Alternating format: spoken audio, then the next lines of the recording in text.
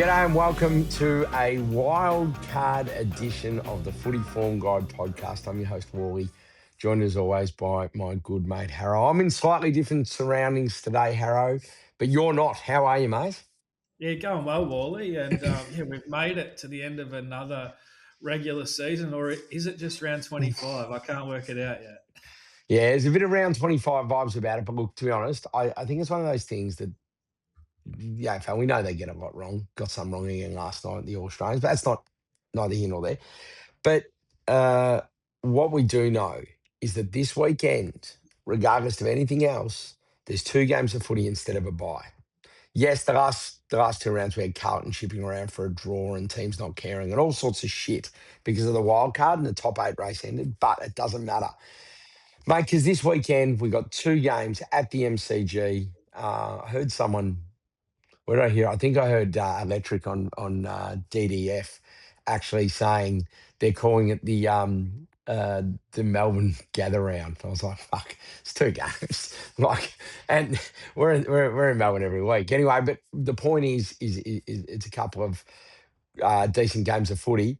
Before we get to that, Harrow, we've got to look back to look forward. The highlights and the lowlights from the last round of the regular season. What do you got for me? Yeah, it's funny, isn't it? And all those changes that you talk about, there's always you got to view it through a punting lens as well. And yes, it's 2 extra games of footy we get to bet on, but it also changes the dynamic for the first week of finals, which should just produce us with some extra opportunities, really. So I Mm, kind of, when you look at it through that lens, I think it's a positive. So yeah, no complaints here. But looking back at last week, mate, the good. We started off the round with the over total points in the Suns versus Saints game. That got us rolling. And when there was 77 points in the first quarter, I thought this is a pretty easy watch, isn't it? And then they barely scored for half after that, but they yeah. still covered for us. And it was one of the highest scoring rounds I can ever remember, actually. So for those people who were onto the overs, well done. The lines really did get quite high Mm, as well. I think punters could see what was going on and it forced the lines up, but the games kept going over until the last 2 games of the round anyway.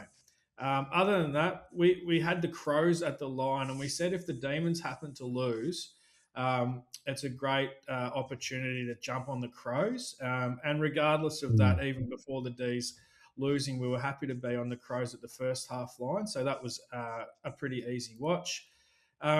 The Brisbane fourth quarter line, mate, what a roller coaster that was. It was funny in the Discord, mate, because obviously there's a lot of chat going on in there. And Mm. I think Brisbane kicked the first 5, and a few people went the early crow, and then Collingwood kicked the next 6, and everybody wrote it off. And then the next moment, everyone's going, "Hang on a minute, we're alive." And then everybody was pretty happy when Brisbane ended up getting Mate, that done. So it it was was cr- pretty it was a crazy watch, that one. Yeah, yeah. So we take it though, and also the lines at the line. So Yep. that was good too. We had some.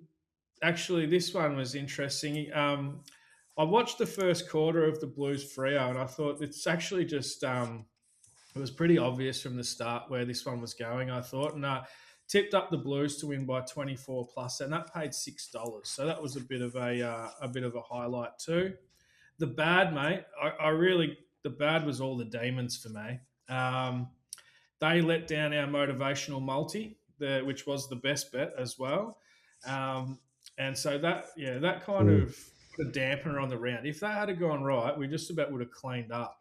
But the D's let us down, so that was the bad. Now, Wally, given that we've just finished the regular season, I just wanted to do a little the good and bad, or just a little review of the season. And Yep. so, just starting off, look, I've been doing this since 2009, and I can say that I've never had a losing season, and I've kept that streak going this year as well.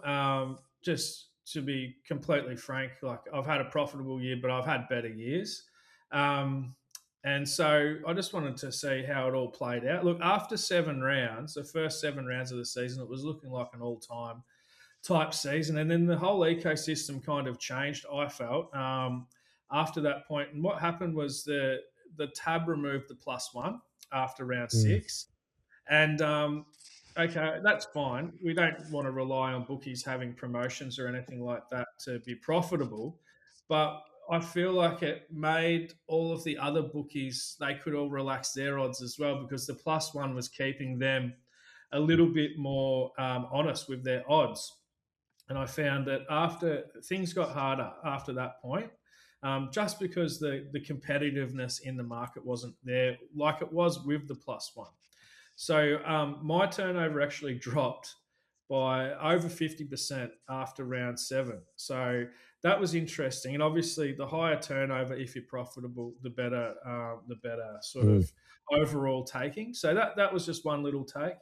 Um, Also, after the other thing that I found made this season slightly harder than potentially last season was the removal of the sub and going to five on the bench because Yep. I've gone back through and there were just like a number of times where you got caught out with a player who all of a sudden had 10 or 20% less game time than what you're predicting, and so that muddied the waters a little bit. And it Mm. also reinforced the idea to me that a much more consistent and sort of predictable way to make a profit is having the vast majority of your bets in singles. And I've been big on this to the Yep. punters this year. It's really important because if you have five guys in a bet and one gets low game time, it ruins the whole bet, right? But if you've got five guys and you've had them all in singles and one guy gets rubbed out, well, you're a very good chance to at least break even or still make a profit. So I Yep. just want to say that off the start. In addition, just as a bit of a review, like the Footy Form guide has gone from kind of we started out for like this is our fourth season now, 3 seasons of you know really we've just been growing the community the whole time. We started out, I think our first show maybe we had 50 listeners, and I think they're all still with us, Wally, because we've just kept growing year by year. And we introduced the Discord this year, mate, which Yep. was an idea that was sort of suggested to us by our listeners, and that's been like just personally, it's been really good to be able to connect with our listeners. For those who want just a little bit more as well, and be able to Mm. help people out with their punting in there, and we're looking to try and grow that, and also it's great because it makes the show more sustainable, and something that we can keep going with, hopefully Mm. into next year and beyond. A few trends, mate, that really stood out for me this season. And we've talked about these a lot in previous weeks, but these were the strongest ones that came to my mind when I was doing a bit of a review. Of course, mate, the under in port games has just been a sensational Yep. angle, which we played throughout the season, from probably round four right through to maybe round 2022.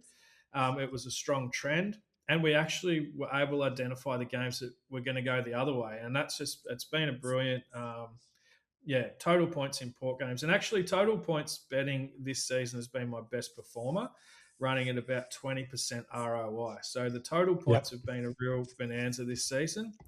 Overs in Lions games, especially in the back end of the season, backing the Sydney Swans early in the season before the Yep. kind of market caught up with them and their form. Any type of overs disposal bets in Essendon games have been really good to us. Um, Backing the Blues mids and backs since Fraser took over. Yep. Over disposals against the Dogs. Under halfbacks against the Blues. And over opposition total points in the back half of the season in Suns games. So they've been some of the best opportunities I've found this season. And again, it's been another season full of opportunities for those that are willing to kind of get to the grind and dig them out, mate. Very good, Harrow. Very well, mate. Very well put together as always, mate. Well, I've prepared a little something too, with your help, of course. But last night was the All Australian team announced. I think most of the awards were pretty good. I think the All Australian team was just think today. I don't know how Will Ashcroft's not in that team. That's a whole nother thing. I think John Newcombe should have been in there as well. But if I take my Hawks hat off, the Will Ashcroft decision is mind boggling.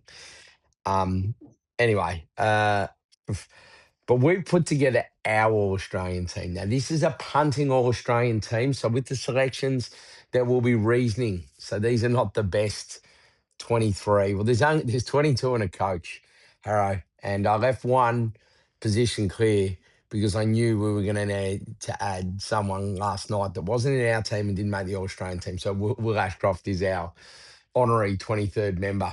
All right, let's get stuck in. So we're going to look at our back six. Firstly, Joel Jeffrey. Now, this is an interesting positional selection, but he's very strong to start because he's done it for us two ways. He provided a relatively reliable 19 or 20 when he went back. But what he also did is that when he was swung forward in a game, you called him out for 2 goals at $6.50. And I think one punter in the Discord actually got him at 50 to 1 for 3. So he picks himself as the first selection. Our first key back is Josh Battle. Key defender that averages over 20, pretty reliable to punt on. He was for us all year. I think we missed him once, and that was it when we put him in an SGM or backed him straight, which was huge.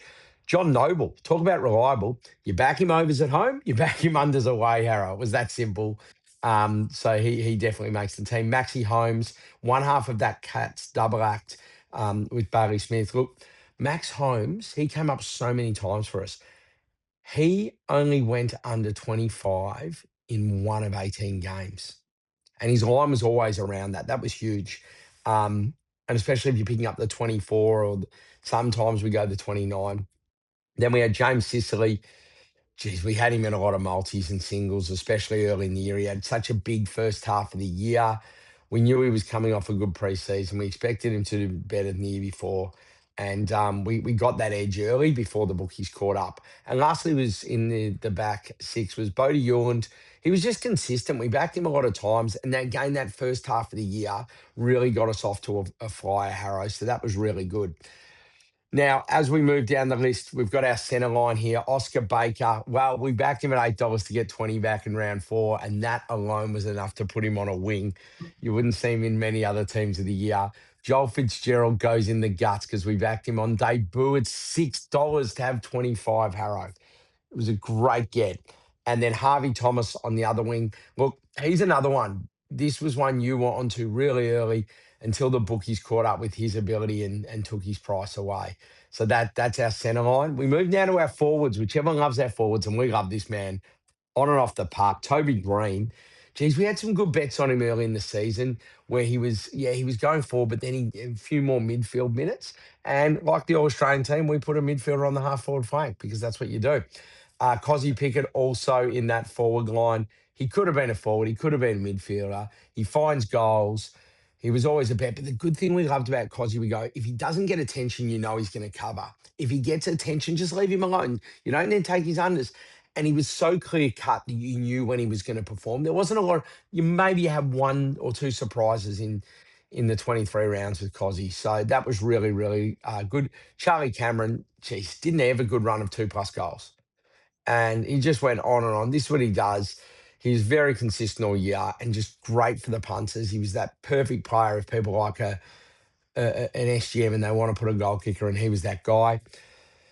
Then, of course, our first Hall of Famer for the year, who was Matt Kennedy, 3-goal performance, tipped him up for any goal, anytime, tipped him up for 2.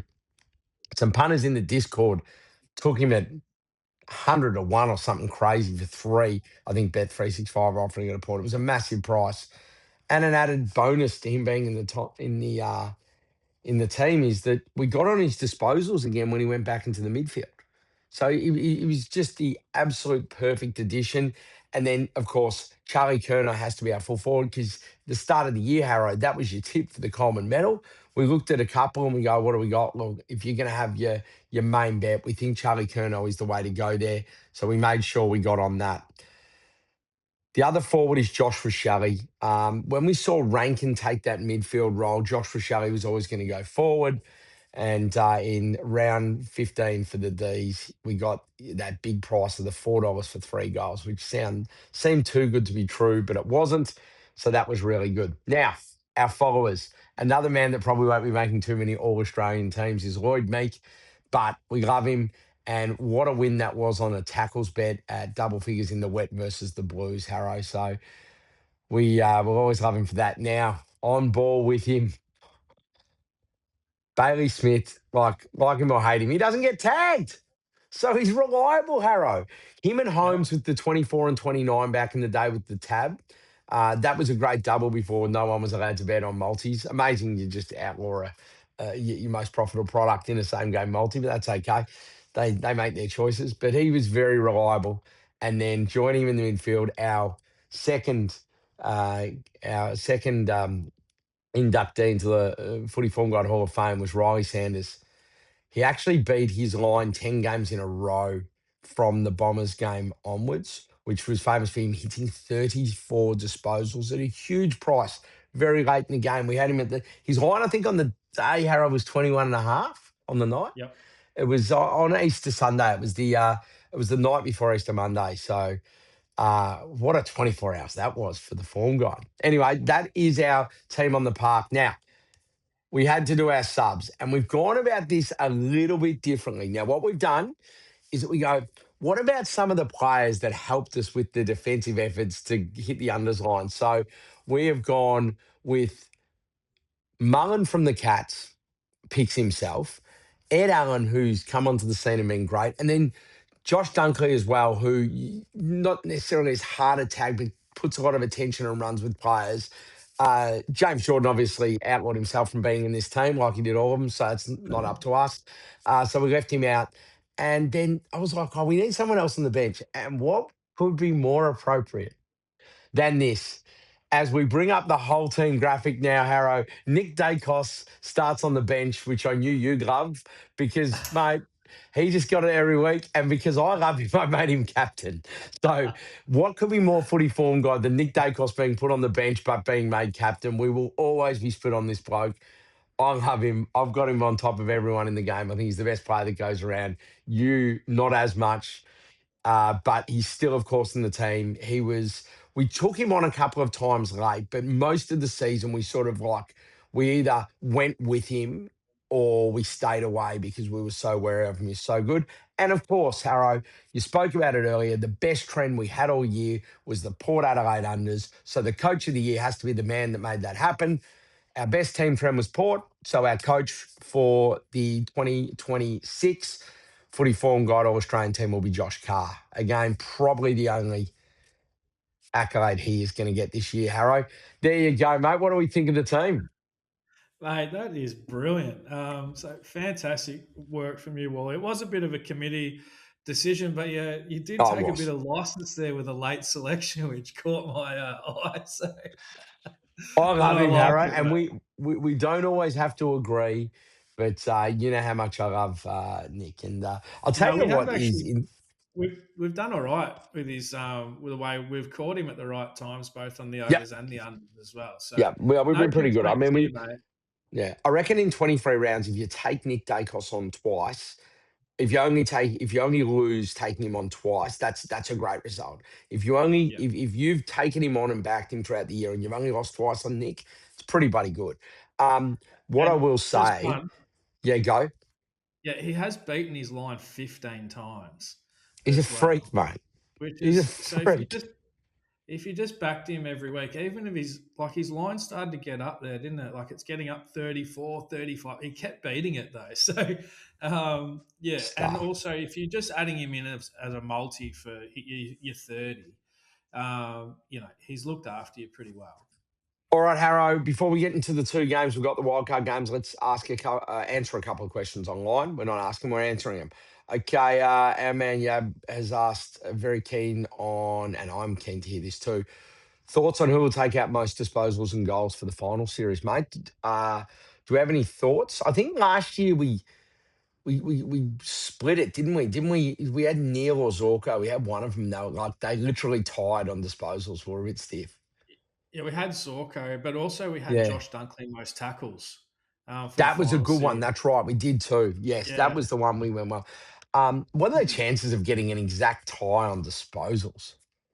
Yeah, no, I know, a bit stiff there. But okay, so what happened last year was that Brisbane played 4 games. Yep. Okay. I don't think anyone's going to play 4 games this year, because really, for that to Yeah, I happen, agree. you're going to have to either run the gauntlet if you're coming from sort of 7 to 10, which I think is going to be really difficult because I don't think anyone's going to be beating. I think Freo and Brisbane Mm, will be going to straight through to home prelims, and I don't think anyone's going to be beating them. So I don't no. think anyone's going to run the gauntlet.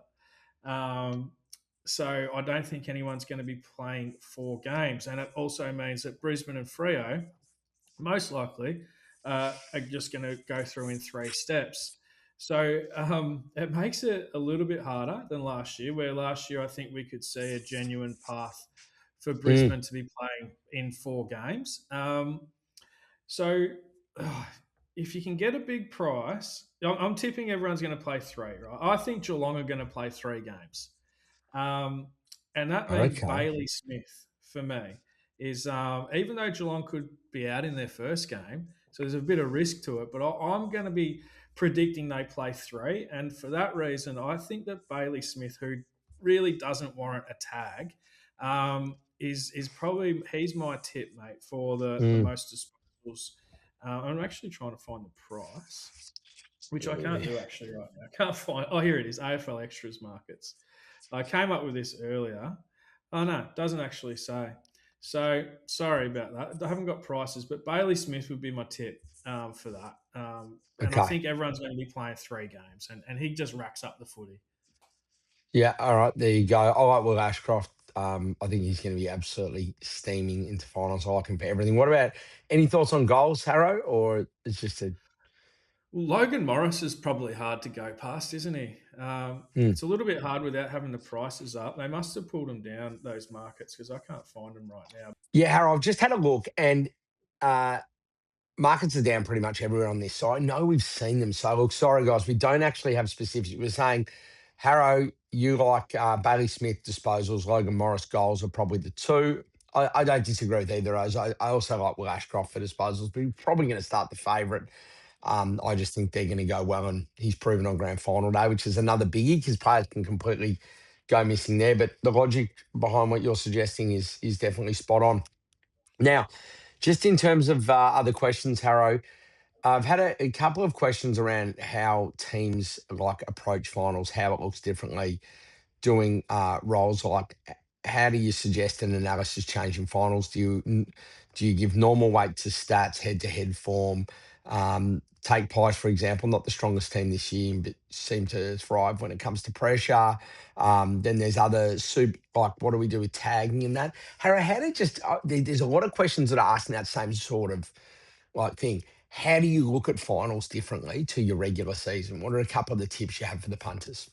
Yeah, well, I generally, it's more of a contested game, 100%. Mm, There's yeah. less easy ball on the outside, which is pretty much common in every final series, and the scoring often drops a bit too. So they're the main things that we normally see with finals. Now, just going back to the previous question as well, I did find another one here which I like.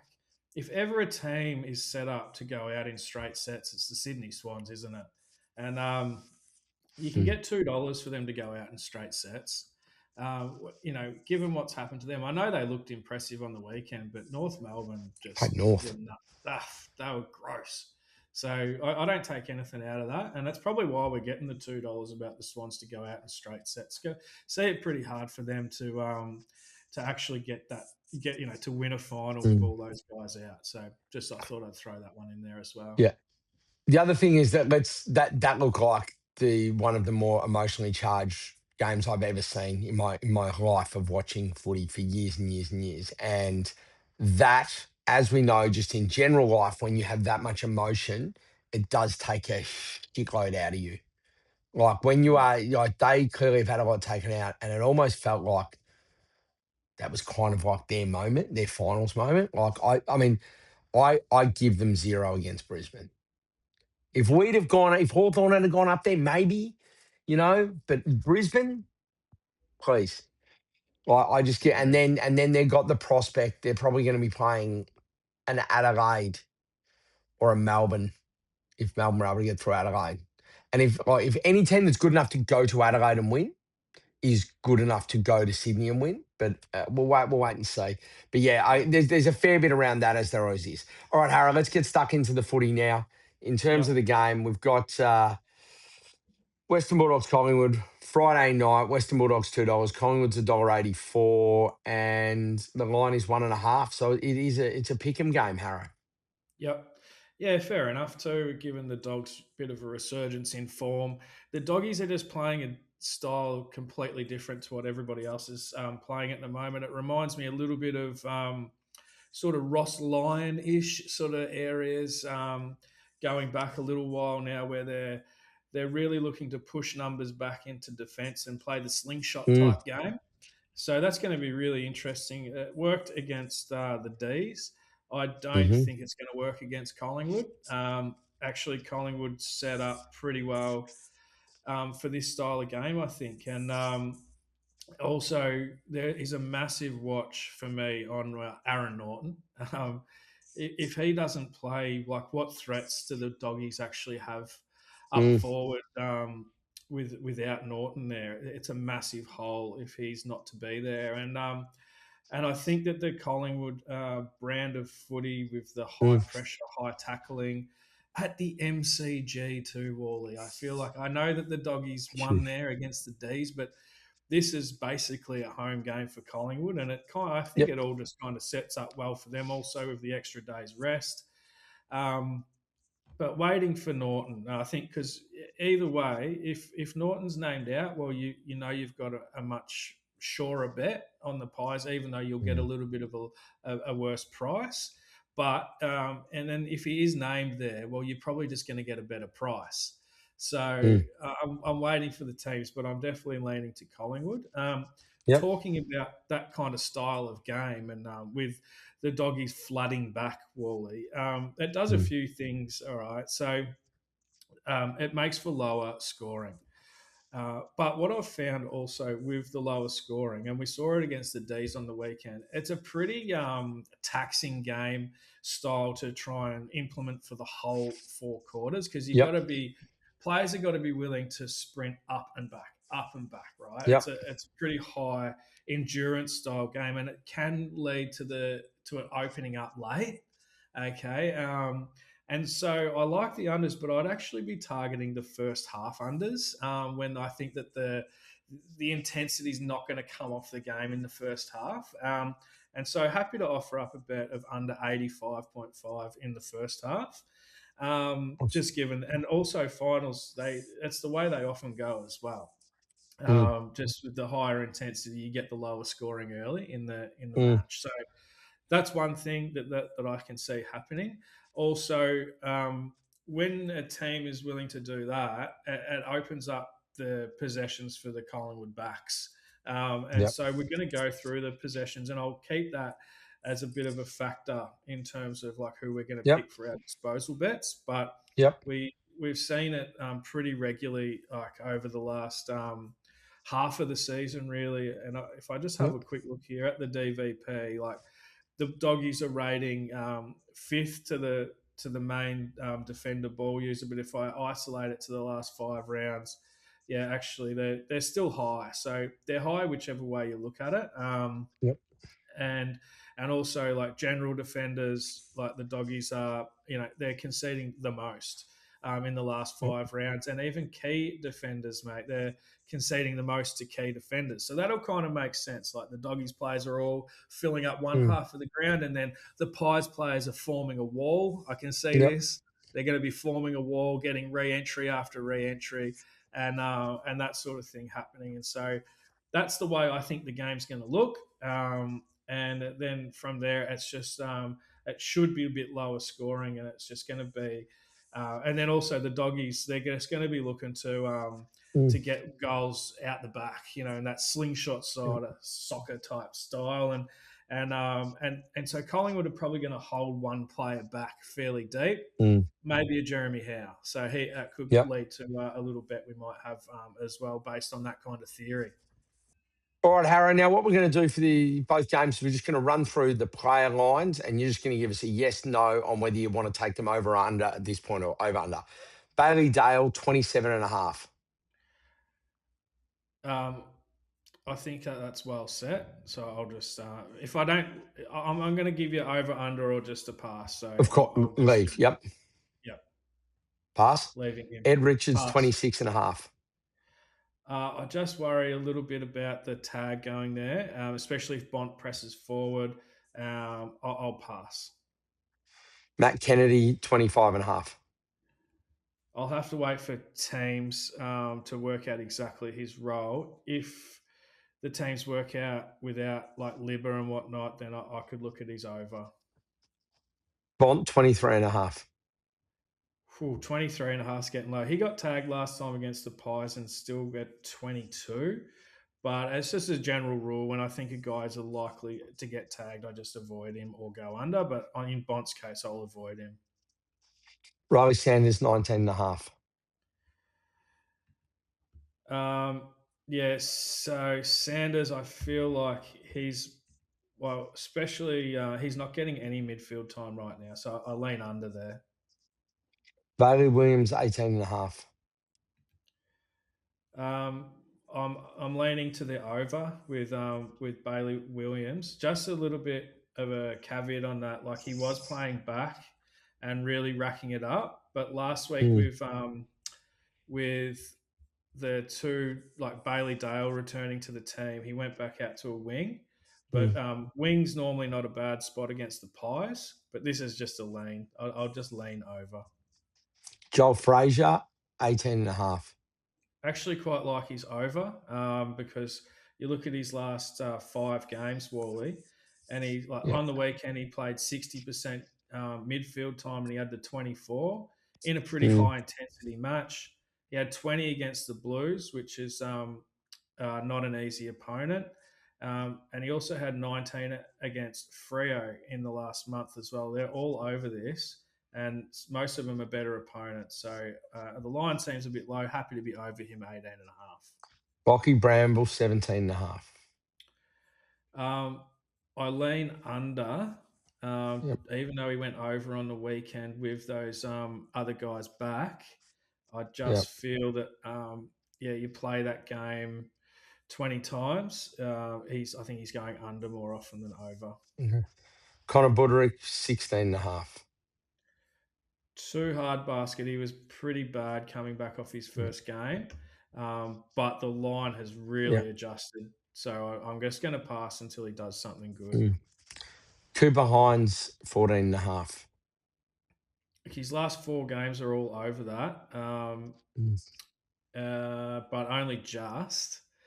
And I think in a big final like this, I'm going to lean under. Sam Davidson, 14.5. Yeah, also with him, I lean under. Buku Karmas, 12.5. I lean under for him as well. Yep. Riley West, 12.5. That's a tough one, actually. I'm gonna lean under. Waitman, 12.5. Yeah, under. Roan Steele, 14.5. Still. Pass. Lockie Schultz, 13.5. All right, let me find the Collingwood guys now. I'll go through them as you bring them up. Just back to Roan Steele. So he's playing wing. Nah, pass. Too hard. Lockie Schultz. He's rarely ever under 13. He looks like he's getting back to a bit of form. I'd lean over. Yep. Quaynor is 14.5 coming back. Quaynor. So I think he'll have a job. I lean under. McCreary, 14.5. McCreary. Yeah, he seems to be in really good form. His last 3 games, all 17 plus. I have to lean over. Ned Long's 15.5. I'd lean under Ned Long. Okay. How is 15.5? Right, this is one I quite like. As I spoke about before, I'm over, and he had the 22 against the Doggies last time. Um, so although his recent form doesn't look Yep. great, it's against much tougher opponents that don't set up the same way. So yeah, Mm. over for Howe. Okay. Side bottom 16.5. Wingers generally pretty good against the Dogs, and Yep. he's getting around that 16 against your type like your Lions, that type of team. Yep. So yeah, over for Steele. Crisp 17.5. Um, Chris Roll, I'm not really across. Like he's doing a bit of wing, a bit of midfield, but not getting much of the ball at all. Have to lean under. Ed Allen 17.5. They kind of let him off, sort of tagging so much in the last few weeks, and that's why he's gone a lot higher. Mm. But here, I think he'll have a big job, and he's likely to go under. All right. Darcy Cameron 17.5. Don't mind the over here. Mm. Doggies, yeah, definitely giving up plenty to rucks, especially no English Yep. there. Had 22 against the Doggies last time. I like his over. Houston 18.5. Yep, Houston. Try and find him. Here he is. Lean over. Yeah. To Goey 23.5. I don't mind De Goey's over here. They're really going to be working hard to get him involved in the game. And Yep. I like his style for finals. Had 30 against the Dogs last time. Yep. So I like his over. Josh Dacos 27.5. Look, he should go really well with this matchup. Um, but like 27.5 is high. So he's a guy I'm probably going to have in happy to have him for like 25 in multis, but maybe the 27.5 I'm passing. And my man Nick Dacos 34.5. I just don't see who the Dogs could put with him. And so I'd have to lean to the over. Love that. All right, that is our first game. Now we'll turn our attention to Melbourne v Carlton on the Saturday night. Melbourne's 210, Carlton's $1.74. The line's 4.5. So the Baggers are favourites here. Melbourne haven't looked as good as they have earlier in the season the last few weeks, but anything could happen here. Harro, let's look at the game and then we'll go through the price. Yeah, so obviously Carlton coming in off hot form, but is it like true form? It's a little bit hard to work out because, you know, Freo, I mean, I don't really take that too seriously, what they've done there. Now, they both have played the Doggies in the last fortnight, and I think that Melbourne ran into a bit of a stronger Dogs because they had Bontempelli, Mm. although they didn't have Libba, and Libba was massive against the Blues. The two results kind of worked out roughly. I thought even though the Blues drew and Melbourne lost by 21 points, I thought Melbourne were a bit inaccurate in that. Mm. They definitely were. And I thought the scoreline kind of flattered the Dogs. Anyway, you look at those two results, and maybe I give Carlton a slight edge just based on those two. If you look at a longer sort of form line, then also like the Melbourne's best and Carlton's best also lining up pretty closely. So at the end of the day, I feel like it's just coming down to who's peaking at the right time. And unfortunately for Melbourne, like they've just got injuries at the wrong time of the year. And so when you're trying to find a bet on either of these two teams, and you can't really split them, you find one team is basically full strength. I think Carlton will be full strength. Like they've got Weeders back now. All right, so you like the Blues based on the D's missing some key players here, Harro. Yeah, when it comes down to it, that's how I had to split these two teams. And I just think like Van Ruin, especially, we saw that they missed him quite a lot last week. And yeah, and so I can't really split them, and so that's the factor that is helping me to find who I favour here, and that's the Blues. But there is Yep. another angle, and I know I said like you're looking at lower scoring in finals, but I feel like this one the line is just low enough for us to go over, and the line was like around 170. I think it's 173.5 now. Mm. And you look at what's been happening in Demons games, and they struggle to defend. They look to just outscore their opponent, and like doggies games generally go pretty low, and that one's still made up at 195 in what basically was a final as well for the D's. Playing for Mm. top six and everything like that. And so I'm happy to back the over 173.5 in Wow. this one. And other than that, mate, let's get through the players. Yep. Great. So Bowie. Is it Jake Bowie? It's Bowie. Or is it Bowie? Bowie, yeah. Bowie. Bowie. Yeah. How funny is that? Like, I'm just like, I know that. You just go 24 and a half for the defender. Yeah, well, this is probably the toughest matchup in the AFL. We've been under this type of player a lot recently. You'll probably have like Frankie Yep. Evans, or one of those small Carlton forwards defending the life out of him. So pretty happy with the Mm. under there. Yeah. Great. Pickett, 24 and a half. Carlton really struggle with this type of player, and so I'm happy to back him over. Right. Sparrow, 23 and a half. That's well said. I'd leave that. Gorn, 22 and a half. I'd lean under Gorn. Yeah, with Pitnet, he's in really good form at the moment. He's going to challenge him, I think. Yeah, in a big final, 23 is a lot for a ruckman, so I'd be under.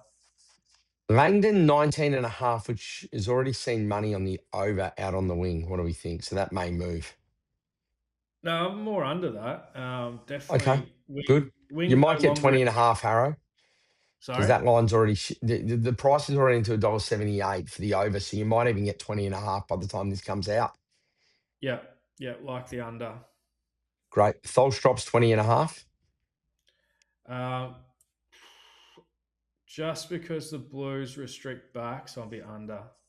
Okay, Rivers, 20 and a half.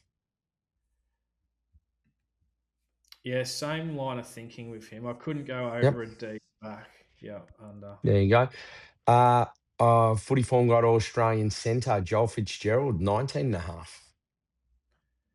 Well, he could be one that could be a bit of a risk for time on ground. Okay. And so I'd be leaning to the under. Yep. Harvey Langford, 15 and a half. Yeah, leaning under. He could be good for a goal, though. Goal or two. Exforth, Giath at 14 and a half. Yeah, lean under. Jizzy makes some mistakes, this guy, doesn't he? Yep. He's exciting, Watching but him you last get week. that. Yeah. Yeah. Go ahead. Daniel Turner, 14 and a half. I feel like that's pretty high for a fullback against Carlton, under. Fritsch, 12 and a half. This is an interesting Fritsch because there's two Fritches. There's Fritsch when they have all of their other key forwards playing, and he goes quite high, like 15, 16. And there's Fritsch when they're just trying to use him as a goal kicker, and he gets like 10, that sort of area, and so under. Sam Walsh now in the baggers. First, the baggers, 28 and a half. Well, that's a tough one. I'm passing that one. Okay. Georgie Hewitt, 25 and a half. Yeah, he's over like 8 of his last 12 games. 10 of his last 12 games I'll be over. Jagger Smith, Rising Star winner, 25 and a half. I think that's well set. Yeah. Paddy Cripps, 25 and a half. I'm definitely on the under here because he's going to have Jack Steele as an opponent. He got only the 21 against him last time, but also, Wally, just bear with me for a sec. I want to give you his record against Jack Steele because they've played on each other quite a bit. And so let's have I can't bring it up. I can't bring up his St Kilda record. But I know for a fact I've backed him under against Jack Steele before. I think Jack Steele kept him to 14 last season, something like that. Okay. Anyway, under. Ollie Forrant is 24 and a half. He's going well at the moment. Yeah, you'd have to be on the over there, and also just the way Carlton are playing with that style, and the D's do allow it. I'd be happy to be over him. He's over in his last 5 games. A couple of other players have been seeing a fair bit of the ball in comparison to their lines recently. Achera at 21 and a half. Yeah, just a slight lane under. And Billy Wilson at 20 and a half. Billy Wilson with this matchup, slight lean over. Okay. Blake Acres is 20.5. I feel like 21's a lot for a winger in a big final, and I'd be under. Cooper Ward, 19.5. I guess it's the same for him as Yep. well. He's, if I'm avoiding one winger, I'll probably avoid the other two, Yep. and they'd just be under the wings. Nice. Nick Haynes, 17.5. He should go all right here, I think. Not a bad matchup for interceptors. I'll get over. Okay. Ainsworth, 17.5. I think he's going to have Tholstrup as an opponent. Okay. He's been getting onto these types of players, and I'll be under. Okay. Haywood, 16.5. Don't know how he's going to be. And look, he gets a lot of 17s. I'll be under him. Okay. And then we've got Cottrell at 15.5. He's been over 16 actually in his last 4 of his last 5. I'm having a pass on him. Okay. And then last one's Lockie Cowan, 14.5.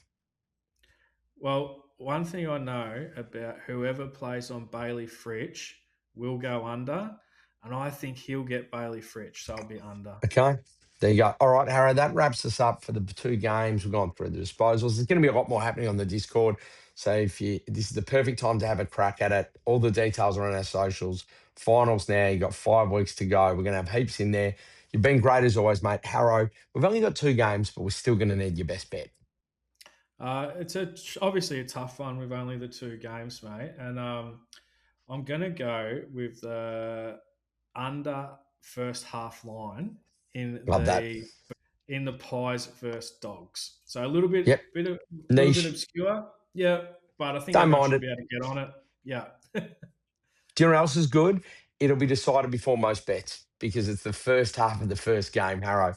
Mate, as I say, you've been fantastic as always.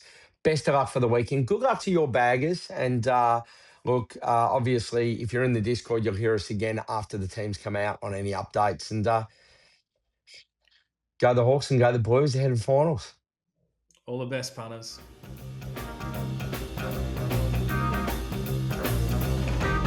What's gambling really costing you?